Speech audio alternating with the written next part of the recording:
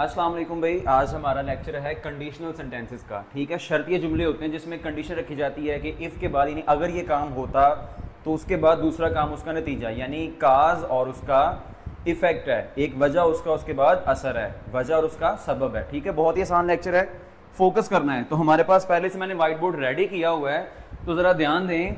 यहाँ पे zero condition है, उसके बाद फर्स्ट कंडीशन है, उसके बाद हमारे पास सेकंड कंडीशन है और उसके बाद थर्ड कंडीशन है। ठीक है, अब ज़ीरो कंडीशन जो है इसमें बड़ी वाज़ेह चीज़ ये होती है कि अगर कोई भी काम हो रहा है ना तो उसका नतीजा भी उसके ही सिमत में आ जाता है, लेकिन वो दोनों ही प्रेजेंट डेफिनेट टेंस में रहेंगे। फॉर एग्जांपल सेंटेंस है इफ द सन शाइन्स, अगर सूरज चमकता है, द अर्थ बिकम्स ब्राइट, ये यूनिवर्सल ट्रूथ में आ जाता होता है, आलमगीर सच्चाई। जाहिर बात है सूरज निकलना है तो जमीन चमकेगी। ठीक है, या फिर इफ इट रेन्स, अगर बारिश होती है, द अर्थ गेट्स वेट, जमीन जो है वो गीली हो जाती है। यूनिवर्सल ट्रूथ है ना, ये आलमगीर सच्चाई है।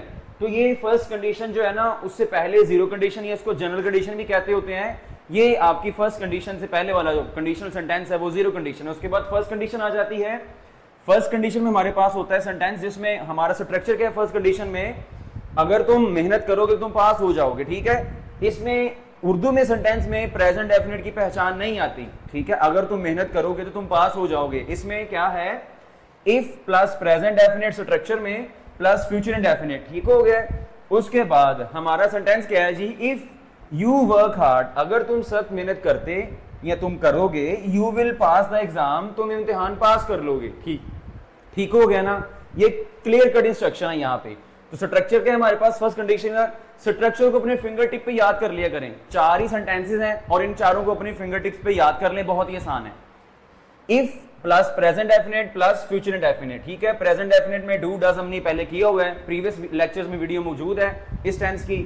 उसके बाद फ्यूचर इंडेफिनिट की भी हमारे प्रीवियस लेक्चर में मौजूद है। नेक्स्ट चलते हैं जी, हम हमारे पास है सेकंड कंडीशन। सेकंड कंडीशन में स्ट्रक्चर देखते हैं, इफ है प्लस पास्ट इंडेफिनिट है और वुड के साथ फर्स्ट फॉर्म ऑफ वर्ब है।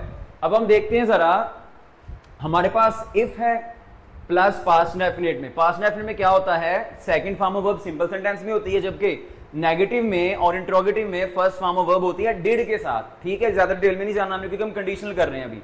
तो स्ट्रक्चर क्या है जी, हमने ऊपर पढ़ लिया है। उसके बाद एग्जाम्पल करते हैं सेंटेंस की। If I won a lottery, past indefinite plus future would के साथ फर्स्ट फॉर्म ऑफ वर्ब आएगी, I would go to Germany. ठीक हो गया जी, हमारा हो गया है सेकंड कंडीशन, इंतहाई आसान है।